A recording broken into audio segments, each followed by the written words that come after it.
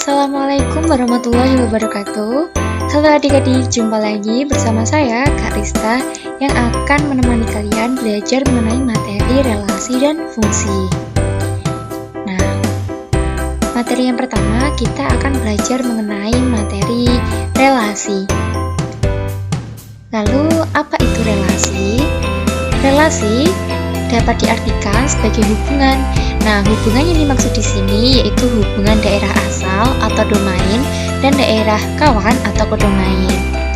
Biasanya, daerah domain atau daerah asal ini berada di sebelah kiri, sedangkan daerah kawan atau kodomain berada di sebelah kanan.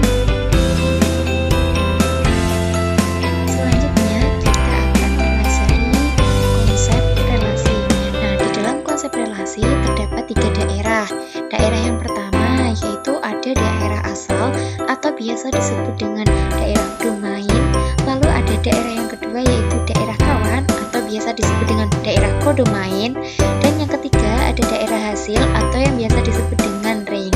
Lalu bagaimana cara kita mengetahui letak dari daerah asal, daerah kawan, dan daerah hasil ini? Perhatikan gambar berikut ini. Terdapat diagram lingkaran yang berada di sebelah kiri. Nah, kita beri tanda DF yang artinya yaitu daerah domain. Lalu kita buat diagram lingkaran di sebelah kanan. Kita beri simbol KF atau artinya yaitu daerah kodomain atau daerah kawan. Nah, antara daerah asal dengan daerah kawan ini kita hubungkan dengan tanda panah dari kiri ke kanan, lalu kita beri simbol F sebagai tanda hubung. Nah, karena ada hubungan ini, maka terdapat daerah hasil. Kita beri tanda RF, yaitu daerah hasil atau ring.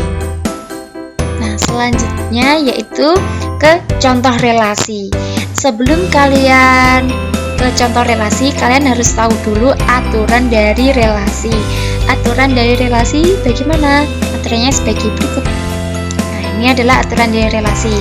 Dalam relasi itu sendiri tidak ada aturan khusus.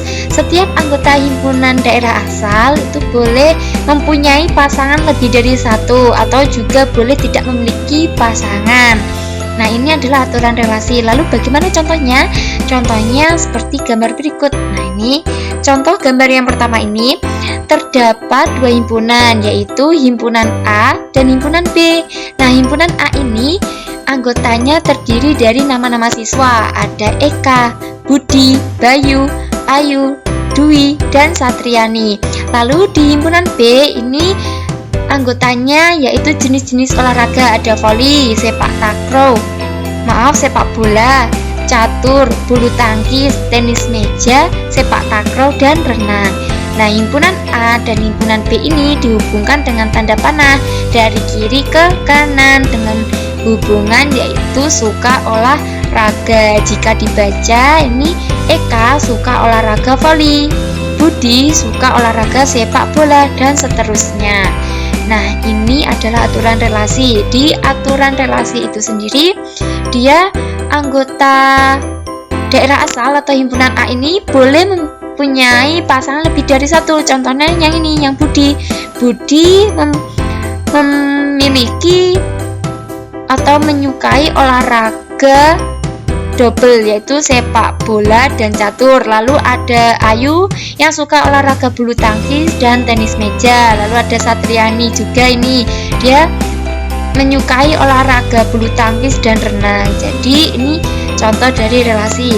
Lalu contoh yang kedua yang ini juga contoh relasi, walaupun di anggota B ini terdapat anggota yang tidak memiliki pasangan. Nah, dia termasuk relasi. Kenapa? Karena kembali lagi ke contoh atau maksud saya ke aturan relasi itu sendiri, dia tidak mempunyai aturan khusus.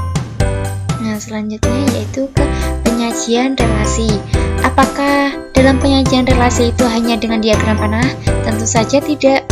Terdapat 3 cara dalam penyajian relasi, yaitu yang pertama ada diagram panah. Nah, relasi antara himpunan A dengan himpunan B dinyatakan dengan panah-panah yang memasangkan anggota himpunan A dengan anggota himpunan B. Nah, contohnya seperti gambar berikut ini.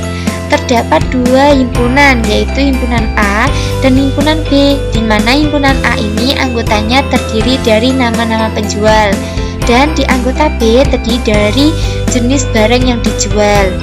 Nah, di anggota himpunan A ini ada Zaat, Agung, dan Roma. Di anggota himpunan B terdapat bayam, sawi, wortel, dan tauge. Nah, himpunan A dan B ini dihubungkan dengan tanda panah dari kiri ke kanan dengan hubungan menjual. Jika dibaca, ini bunyinya Zaat menjual bayam dan seterusnya. Ini adalah contoh dari relasi. Lalu yang kedua dengan himpunan pasangan berurutan. Dengan menggunakan pasangan berurutan, maka diagram panah tersebut dapat ditulis Zaat, bayam, Zaat, sawi, Agung, wortel, Roma,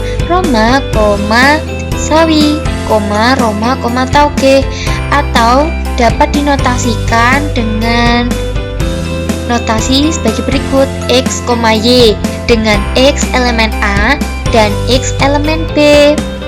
Lalu yang ketiga dengan diagram kartesius. Relasi antara dua himpunan dapat dinyatakan dalam pasangan berurutan yang kemudian dituangkan dalam dot atau titik-titik. Contohnya seperti gambar di samping ini.